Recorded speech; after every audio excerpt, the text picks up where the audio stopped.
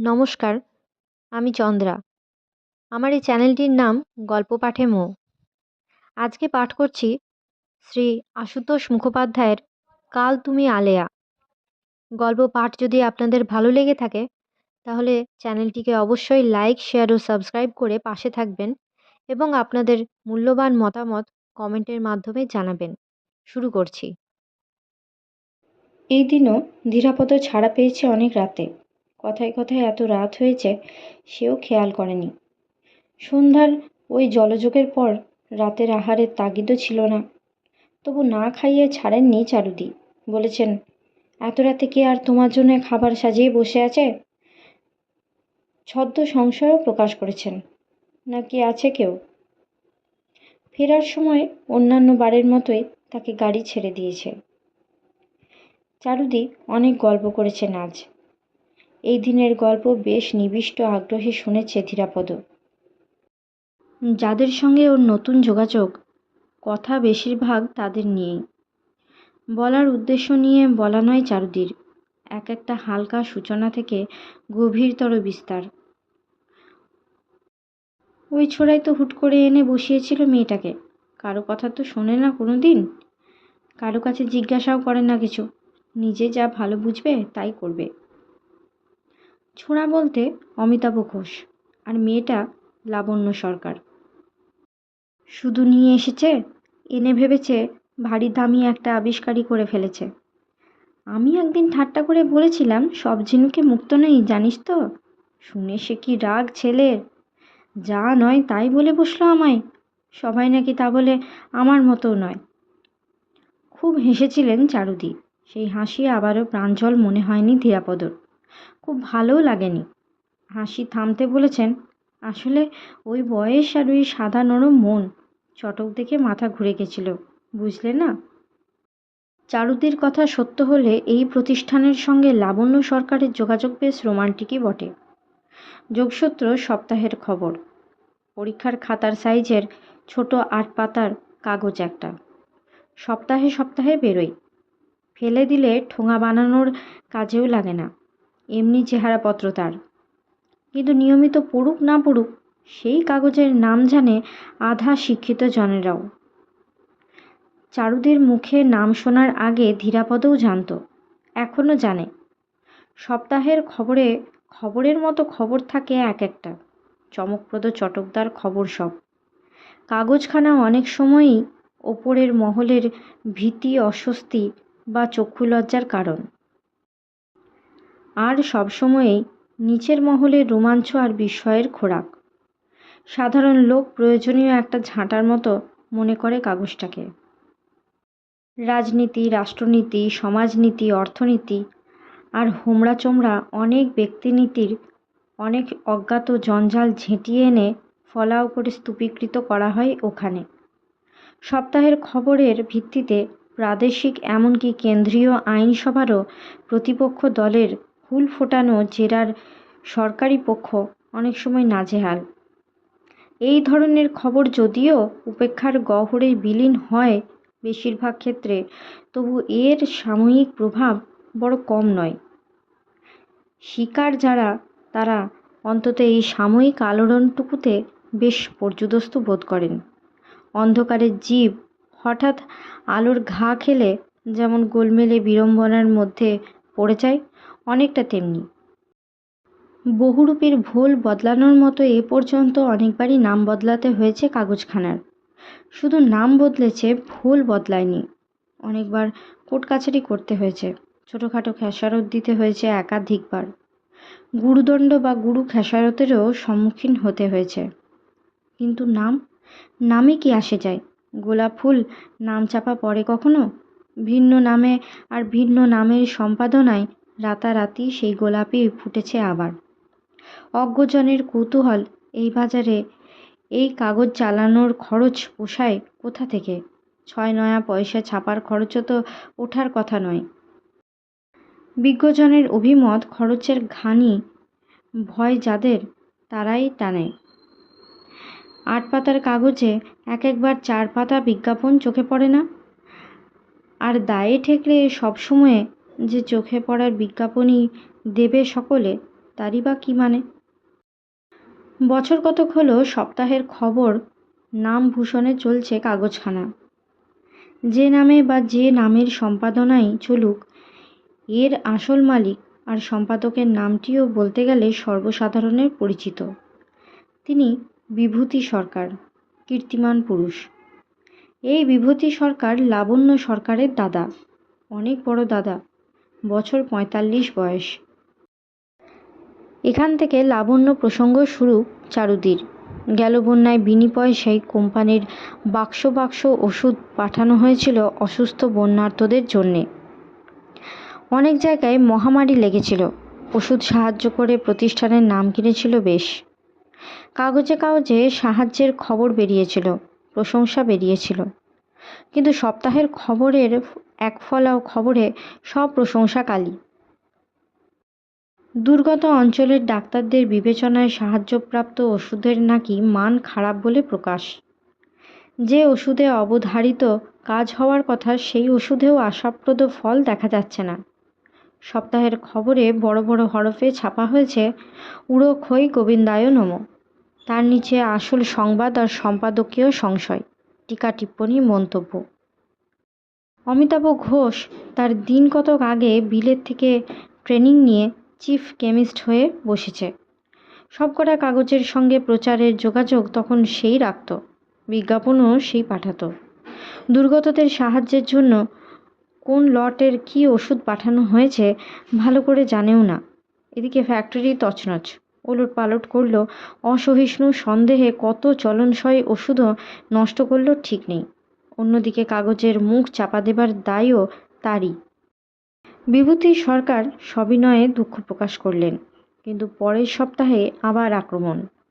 প্রচারের লোভে অপরিচিত ওষুধ দান করার নৃশংসতা, নরম নরম কটু কাটব্য, উঁচু মহলের সঙ্গে প্রতিষ্ঠান প্রধানের অর্থাৎ হিমাংশু মিত্রের অন্তরঙ্গ যোগাযোগ প্রসঙ্গে ব্যঙ্গ বিদ্রুপ। অমিতাভ ঘোষ আর যেত কিনা সন্দেহ, কিন্তু হিমাংশু মিত্রই আবার তাকে পাঠিয়েছেন। দরকার হলে একসঙ্গে ৬ মাসের বিজ্ঞাপনও বুক করে আসতে নির্দেশ দিয়েছিলেন। এবারেও বিভূতি সরকার অমায়িক ব্যবহার করেছেন, কিন্তু সেই সঙ্গে জনসাধারণ যে তদন্ত দাবি করে, সম্পাদকীয় লেখার জন্য চাপ দিচ্ছে তাকে, সে কথাও বলেছেন। মামার কথা ভেবেই অমিতাভ ঠান্ডা মেজাজে বসেছিলেন।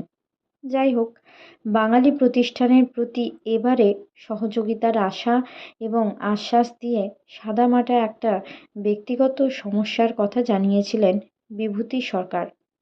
তার বোনটি সেবারে ডাক্তারি পাশ করেছে, ভালো যোগাযোগ কিছু হয়ে উঠছে না। সেই বোন এখন দাদাকে ধরেছে ওদের কোম্পানিতে কিছু সুবিধে হয় কি না। বোনকে ডেকে তক্ষুনি পরিচয় করিয়ে দিয়েছেন তিনি। ব্যাস, চারুদি হেসে উঠেছিলেন। ছেলে ওখানেই কাত। বিএসসি পাস ডাক্তার শুনে আরও খুশি। শিখিয়ে পড়িয়ে নিলে কেমিস্ট্রির কাজেও সাহায্য করতে পারবে ওকে। শটান গাড়িতে তুলে একেবারে মামার কাছে এনে হাজির। চারুদি আরও মজার কথা বলেছেন। তারপর কটা মাস সে কি আনন্দ আর উৎসাহ ছেলের! ওকে পেয়ে লাভটা শেষ পর্যন্ত ওদের হলো। বিভূতি সরকার বোনের হিল্লে করে দিয়েই চুপ হয়ে গিয়েছিল নাকি? অমন পাত্রই নয়, নিজের স্বার্থের কাছে বোন টোন কিছু নয়। অতটা খোলাখুলি না হলেও মাঝে মধ্যে খোঁচা দিতে ছাড়তো না কাগজে। তাই নিয়ে এক একদিন অমিতের সামনেই বোনের সঙ্গে ভাইয়ের ঝগড়া। এদিকে মাসির কাছে অর্থাৎ চারুদির কাছে লাবণ্য সরকারের প্রশংসায় পঞ্চমুখ অমিতাভ ঘোষ। সঙ্গে করে নিয়েও এসেছে অনেক দিন।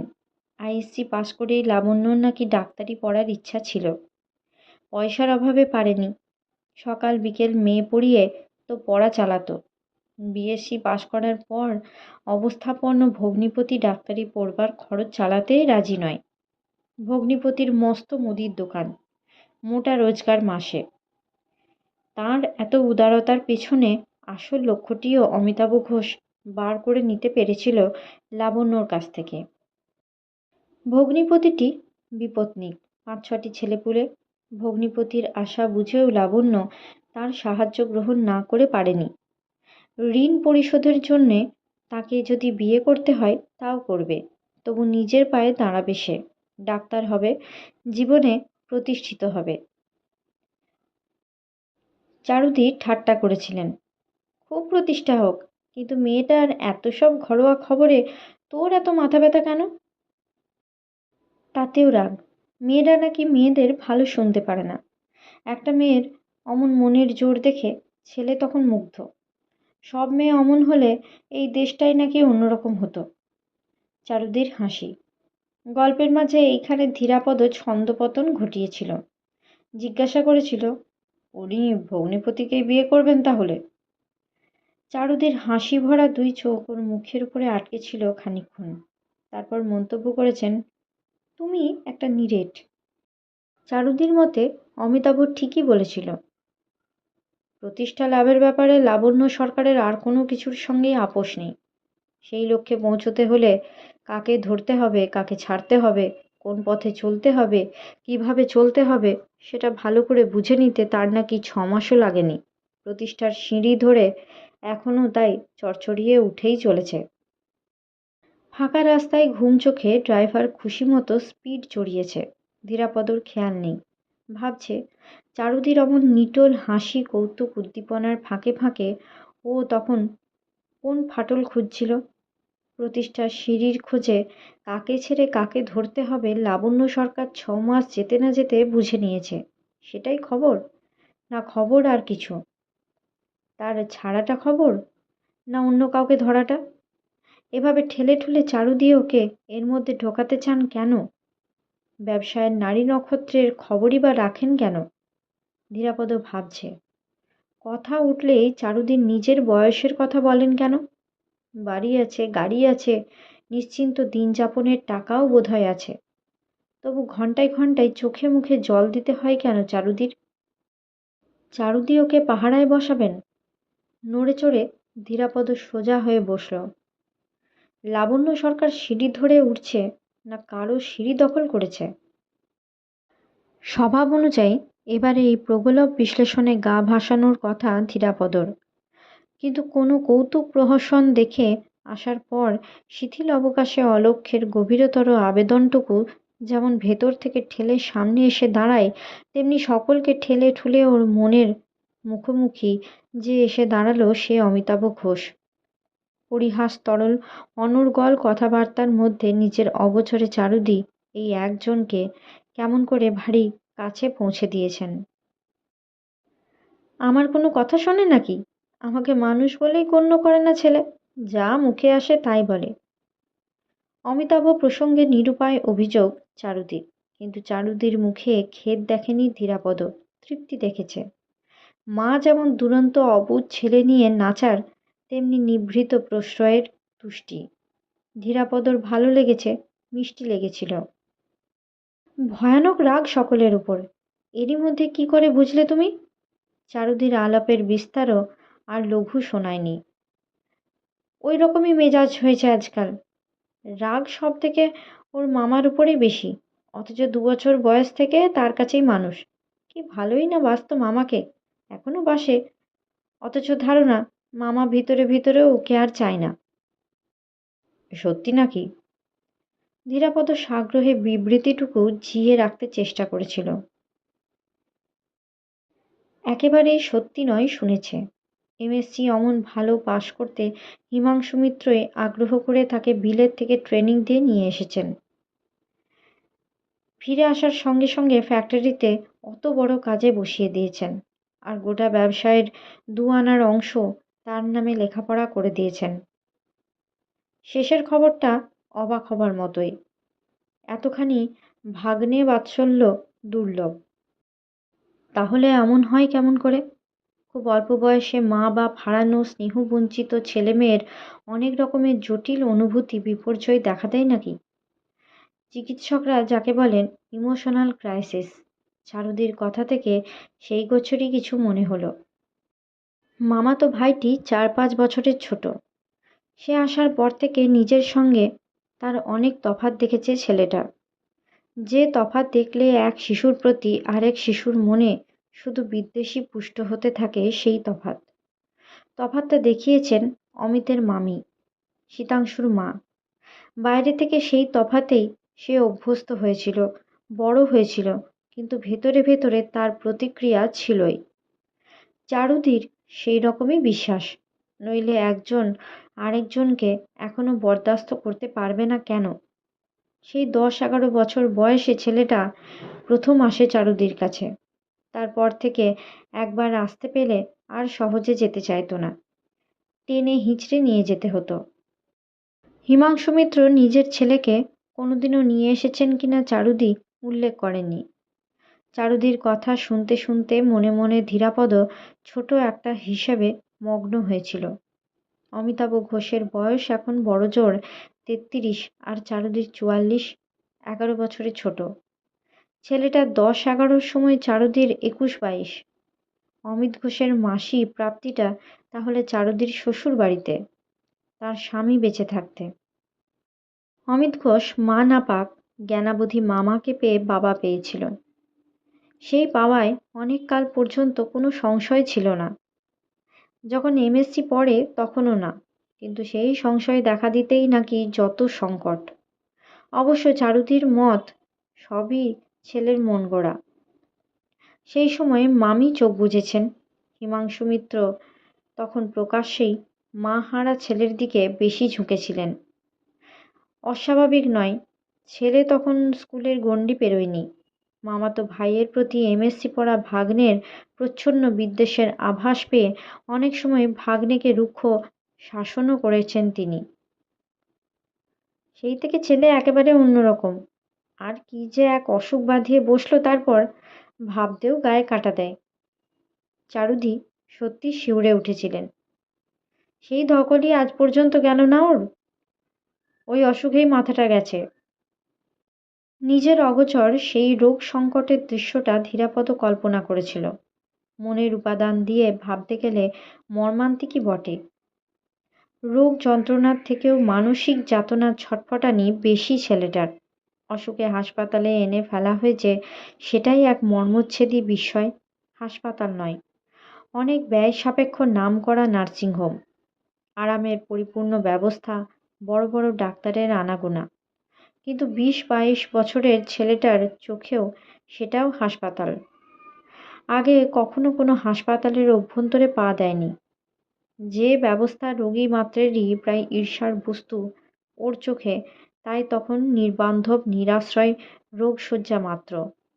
মামা পাঠিয়েছে তাকে এখানে। মামা পাঠালো। যতক্ষণ জ্ঞান ততক্ষণ আচ্ছন্ন প্রতীক্ষা। মামা আসে না কেন? মামা কই? তখন আবার হিমাংশু মিত্রের বিদেশ যাত্রার দিন আসন্ন।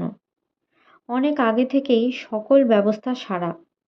শেষ সময়ে যাওয়া বন্ধ করলে সব দিকের সব আয়োজন পণ্ড। চিকিৎসকের সঙ্গে আলোচনা করে তার দরকারও বোধ করেননি। ভাগ্নেকে এত বড় নার্সিংহোমে রেখেই অনেকটা নিশ্চিন্ত তিনি। কিন্তু ছেলেটার মনের দিকটা চারুদি উপলব্ধি করেছিলেন। নিষ্প্রভ চোখের চকিত দৃষ্টি কার জন্য প্রতীক্ষাতুর বুঝেছিলেন। আশ্বাস দিয়েছেন, আসবে কন, কাল বাদে পরশু বেরুবেন, ব্যস্ত তো খুব, ফাঁকা পেলেই আসবেন। আশ্বাস দিয়ে চারুদি নিজেই শঙ্কিত। মামা বেরোচ্ছেন কোথাও তা যে মনেও ছিল না। দুই চোখের বেদনা ভরা বিস্ময়ে সেটুকু স্পষ্ট। অবুঝকে বোঝানোর চেষ্টা আবারও। কতদিন আগে থাকতেই তো বেরোনো সব ঠিক, তুই ভুলে গেলি? এখন কি না গেলে চলে? তাছাড়া তোর কি এমন হয়েছে? আমি তো আছি। কিন্তু হঠাৎ সেই উদ্ভ্রান্ত উত্তেজনা দেখে চারুদির ত্রাস একেবারে। শত্রু হলে মামা যেতে পারত, তাকে হাসপাতালে দেওয়া হতো। হিমাংশু মিত্র পরদিন ভাগ্নেকে দেখতে এসেছিলেন, আবার যাবার দিনও। কিন্তু তিনি একাই দেখেছেন, ও ফিরেও তাকায়নি। সকলেরই ধারণা রোগে বেহুঁশ, কিন্তু তিনি ঘর থেকে বেরুবার সঙ্গে সঙ্গে রোগী রক্তবর্ণ দুচোখ মেলে চারুদির দিকে তাকিয়েছে। বিশ্বাস আর কাউকেও করা চলে কিনা তাই দেখেছে, চেয়েছে। তারপর ছোট্ট শিশুর মতো দুই হাতে চারুদিকে আঁকড়ে ধরেছে। তারপর সত্যিই বেহুঁশ। জমে মানুষে টানাটানি গোটা 1 মাস। পালা করে হয় চারুদি নয় পার্বতী বসে সমস্ত দিন আর সমস্ত রাত।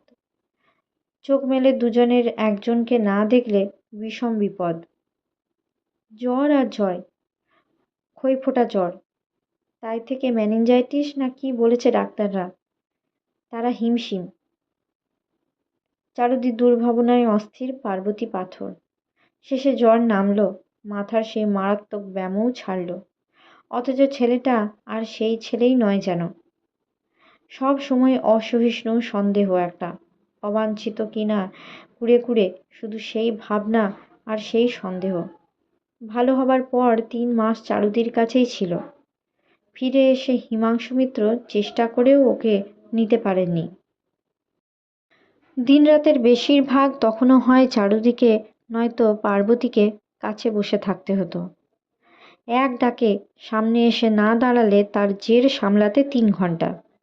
চারুদি জানেন ভেতরে ভেতরে ছেলেটা সেই রোগই পুষছে এখনো, মামার প্রতি অভিমান। যুক্তি দিয়ে বোঝালেও ভিতরে ভিতরে প্রতিকূল আবেগ একটা। কখন কোন কারণে যে ওতে নাড়া পড়ে বোঝা ভার। ওই থেকেই যত গণ্ডগোল, ওই থেকেই অমন মেজাজ। অমিতাভ ঘোষের জন্য চারুদির স্নেহার্দ্র দুশ্চিন্তাটুকু ধীরাপদ উপলব্ধি করেছে।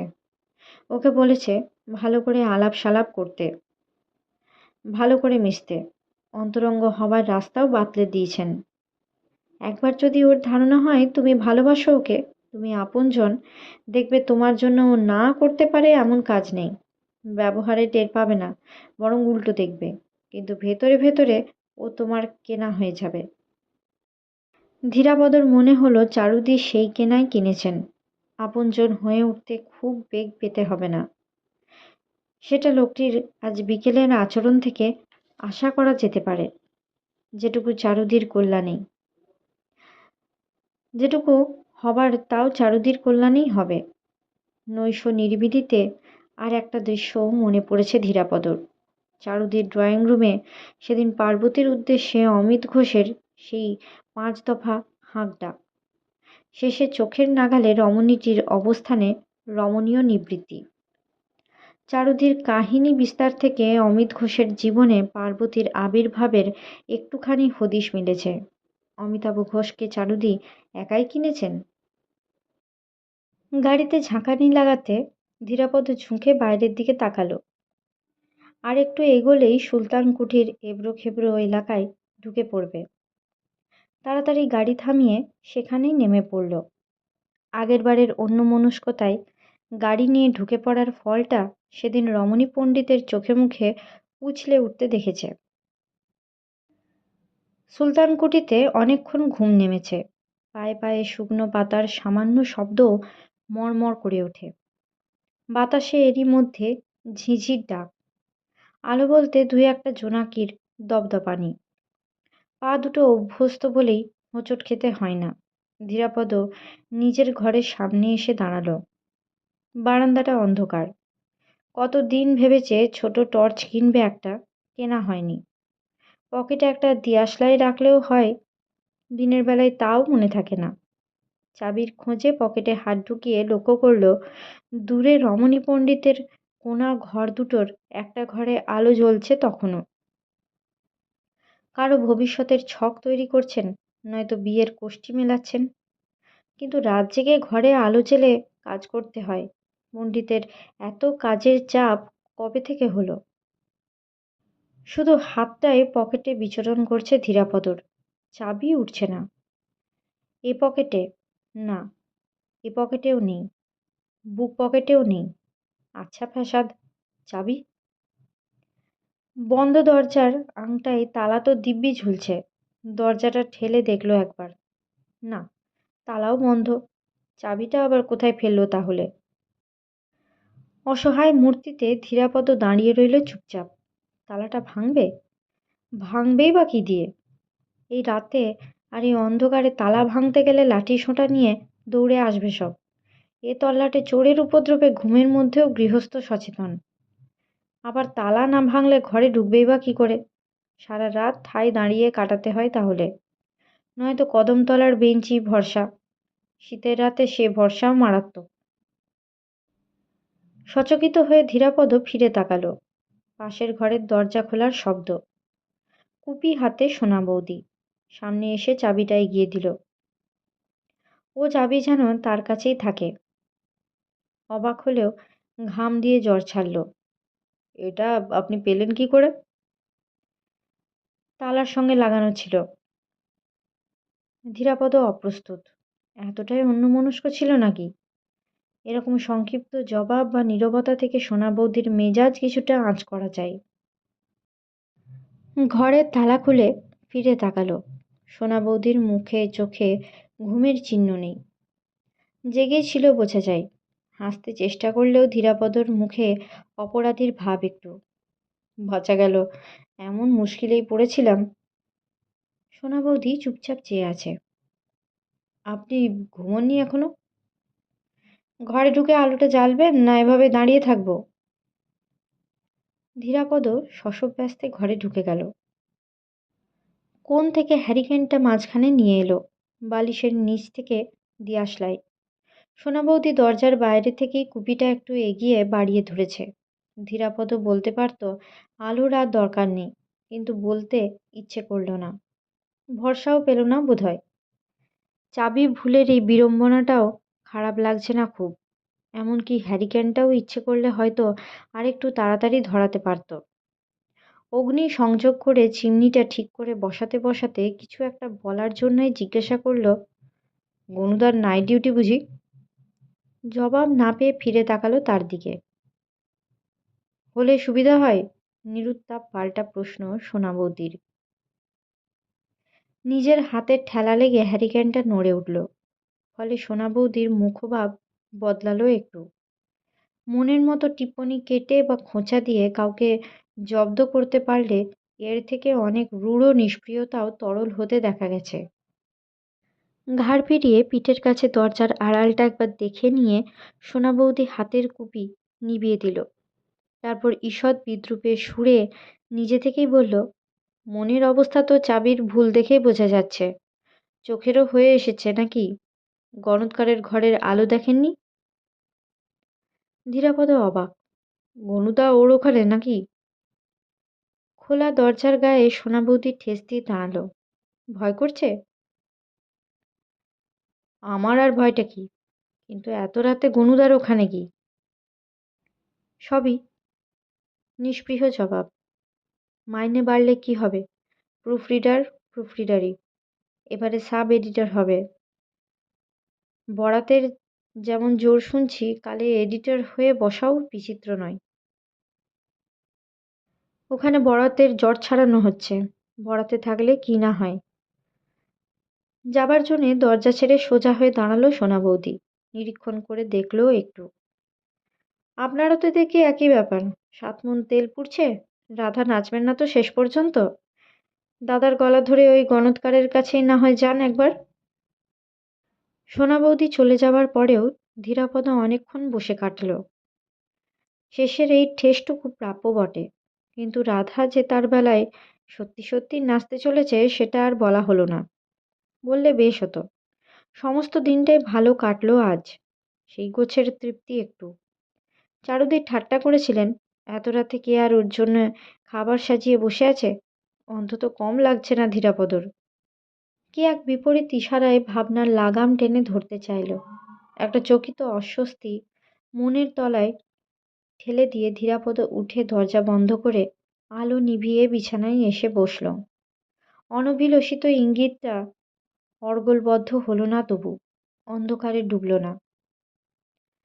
চারুদি বলেছিলেন, একটুখানি স্নেহ দিয়ে অমিতাভ ঘোষকে কিনে রাখা যায়। অমিতাভ ঘোষের সঙ্গে কোথায় যেন ওর বড় রকমের মিল একটা। প্রার্থীর পক্ষে এটুকু জানা নিজের দেউলে মূর্তিটা নিজে চেয়ে চেয়ে দেখার মতোই। আজকের মতো গল্প পাঠ এই পর্যন্তই। নিয়ে আসবো পরবর্তী অংশ পরবর্তী ভিডিওতে। সকলে ভালো থাকবেন, সুস্থ থাকবেন এবং পাশে থাকবেন। নমস্কার।